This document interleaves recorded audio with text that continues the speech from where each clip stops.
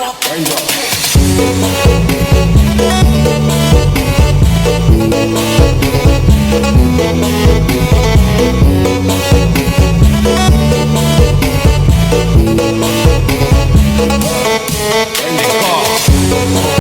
is everywhere in our daily life, but in the workplace, occupational noise can be a serious hazard. Occupational noise refers to harmful sound levels at work, often caused by machines or industrial activities. It is one of the most common hazards in industries like manufacturing and construction. Prolonged noise exposure can cause noise-induced hearing loss, or NIHL. It also leads to stress, fatigue, and communication problems, reducing productivity and safety. Noise levels are measured in decibel or dB. The World Health Organization recommends keeping exposure below 85 for 8 hours to prevent hearing loss.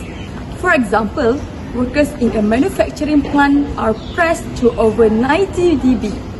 Without earplugs or earmuffs, they risk permanent hearing damage. Understanding occupational noise is the first step to protecting workers' health and improving workplace safety.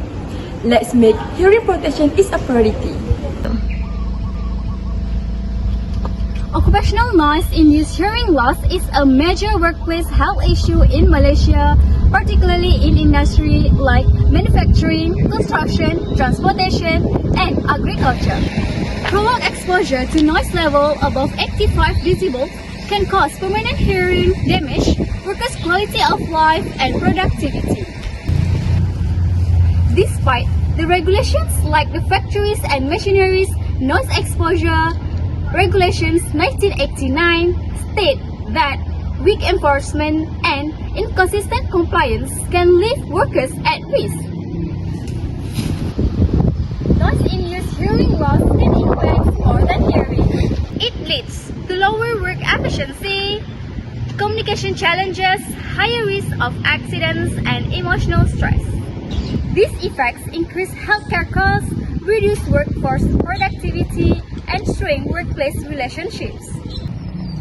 Key barriers to addressing noise-induced hearing loss include low awareness among workers about the risks of noise exposure and insufficient employer efforts to implement noise control measures, often due to cost or lack of understanding, inconsistent noise monitoring, and poor use of protective equipment worsen the issues. Current efforts tend to prioritize regulatory compliance over proactive prevention, limiting progress. Moreover, many workplaces do not fully utilize available noise reduction technologies or invest in educating workers. Addressing occupational noise is essential for protecting workers' health, improving safety, and boosting economic productivity. It requires stronger enforcement of regulations, better education for all stakeholders, adoption of noise control technologies, and a shift toward prioritizing workplace health and safety. Hi, now I will presenting on the methodology derived from the journal A Vision of the Environmental and Occupational Noise Pollution in Malaysia. This research offers the pervasive issue of noise pollution with a specific focus on its environmental and occupational dimension within the Malaysian context.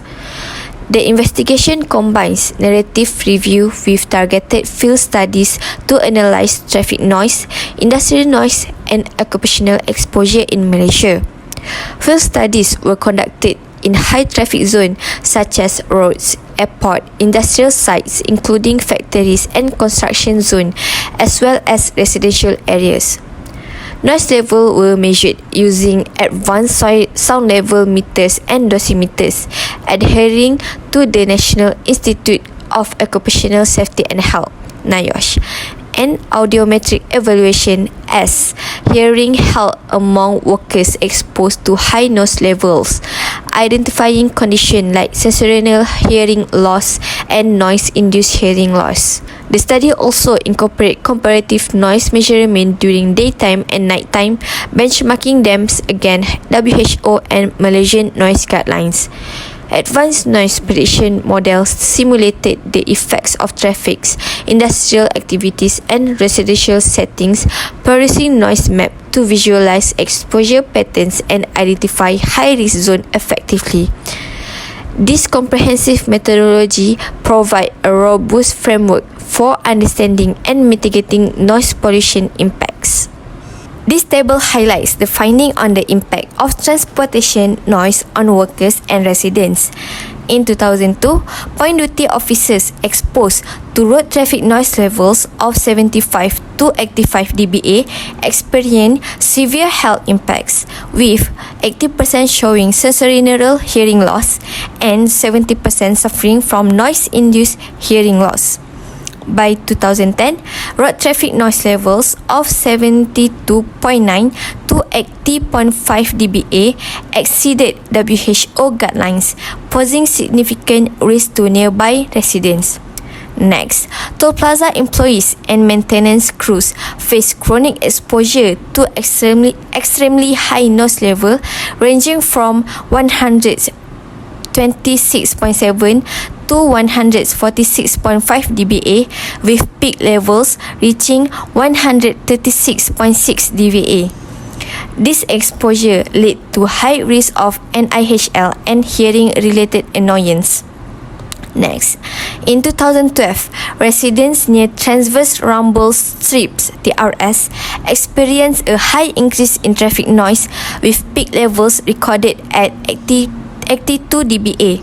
Similarly, residents living close to airports endured noise level of 68.66 to 71.88 dBA, exceeding WHO guidelines and causing significant annoyance.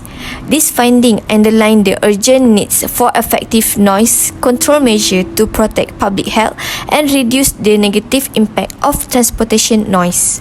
This table shows the impact of industry noise on workers and communities across different industries.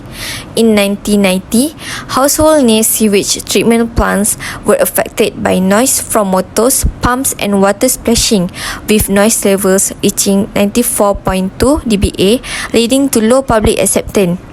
In 2012, wastewater treatment plants operators faced similar noise risks from pumps and blowers, with levels exceeding safe limits. Next, factory workers in the wooden furniture industry were heavily affected in 2010, with 43% exposed to noise above safe levels. Among them, 25.8% developed minor hearing problems and 8.9% suffered permanent hearing loss.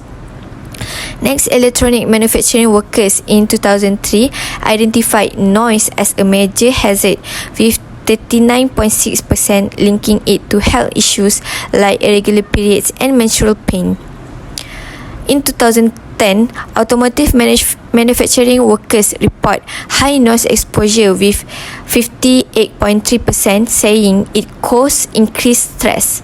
Operators in petroleum refineries and power stations in 2008 faced noise levels of 45.2 to 76.2 dBA during the day and 42.8 to 56 dBA at night.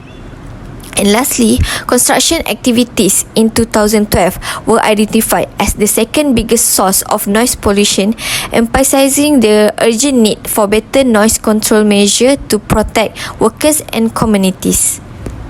Occupational noise remains a critical public health concern, particularly in Malaysia, where industries such as manufacturing, construction and transportation expose workers to harmful sound levels, frequently exceeding the World Health Organization recommended limits. Prolonged exposure to noise above 85 decibel has been linked to noise-induced hearing loss, NIHL, and other adverse health effects, including increased stress and reduced productivity. Despite existing regulations aimed at mitigating this risk, enforcement is often lax, leaving many workers vulnerable. The findings from various studies underscore the urgent need for enhanced awareness, better protective measures, and the adoption of noise reduction technologies.